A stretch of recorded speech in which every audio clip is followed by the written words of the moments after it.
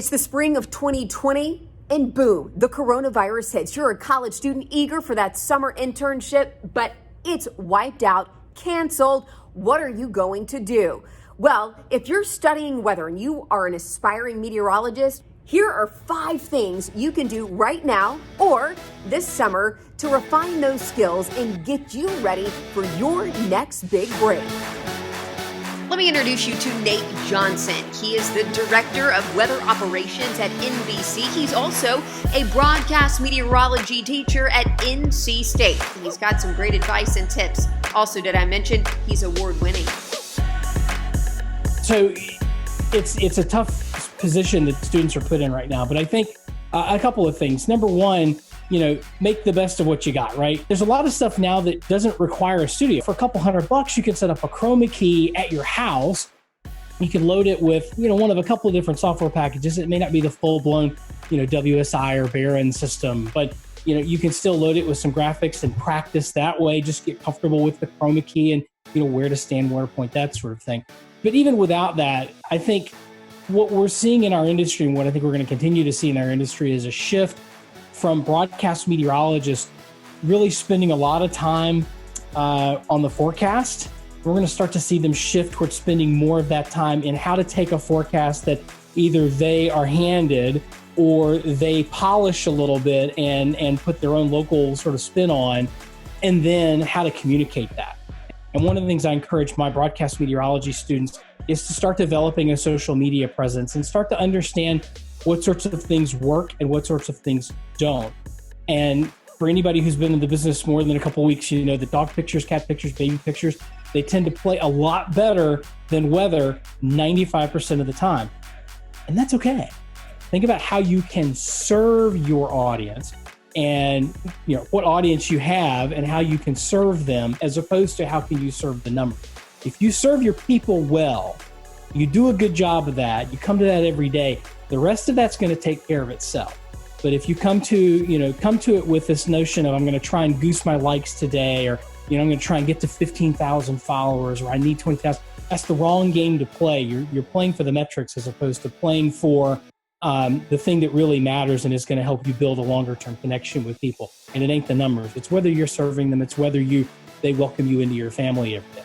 And I think one of the best things that especially younger, broadcast meteorologists, single people, and students can do is make friends with old people who are older than they are, people at different stages of life, whether that's married without kids, married with kids, married but kids are out of a house, because your perception of how the weather affects your life changes depending on what stage of life you're in. And so for a parent with kids, things like putting the lid on a sandbox, that's like top of mind. But for me as a 22-year-old coming out of college, I'm like, who cares, right? Content. The key to being a great TV meteorologist is your ability to create great content. Generating content, whether it's YouTube, social media, a blog, some combination of all of those, but do something that shows that, you're with it. You understand how to serve audiences and how to grow an audience and how to serve an audience and how to develop your voice. I think one of the most important things that I think a lot of people in this day and age, especially where you're seeing kids go out of school and go straight into jobs into top 25, top 50, top 75 markets. And some people can do that because they've spent a lot of their time in college developing their voice, just figuring out who it is that you are as a broadcaster and as a meteorologist. That's a really important thing. I was lucky enough that, I had one internship in college. That's not really long enough to figure out who you are. Fortunately, I had a first job in a smaller market, and thank God it was pre-YouTube, to figure out, who I was, to develop my voice, to figure out, what sort of broadcaster I wanted to be, so that when I got to second and third jobs down the road, I had a sense of who that was. I knew who I was, and I wasn't trying to be some amalgam of 3 or 4 other people. Number 5, find a mentor. That certain someone that will be honest with you, that's going to give you some real advice, really help you hone your craft. Learn from your mentors, hopefully plural, learn from your mentors. take away what works for you. But if something doesn't work for you, if it's not who you are, then leave that aside. And I tell people, younger students and my broadcast students especially, don't just take one person's opinion of your work. So if you're putting, a tape together, for example, don't just send it to one person. Send it to multiple people and listen to what they have to say, and then triangulate that. And you're going to find areas of overlap. And those are the things that you really should be working on. But even without a chroma key, without the ability to do, a tape or anything like that, I really think, this can be a time of growth. Again, try to develop some content, whether it's a blog, a website, something like that. Webinars, webinars, webinars. Continue learning. There are plenty of resources with free access to weather information that you can be studying all summer long. And it's not just the textbooks. Spend a lot of time thinking about, there's a lot of webinars now that are available. You think about Climate Central, WSI and Barron do training, seminars and all that stuff. And a lot of that's now being delivered via Zoom or WebEx, things like that.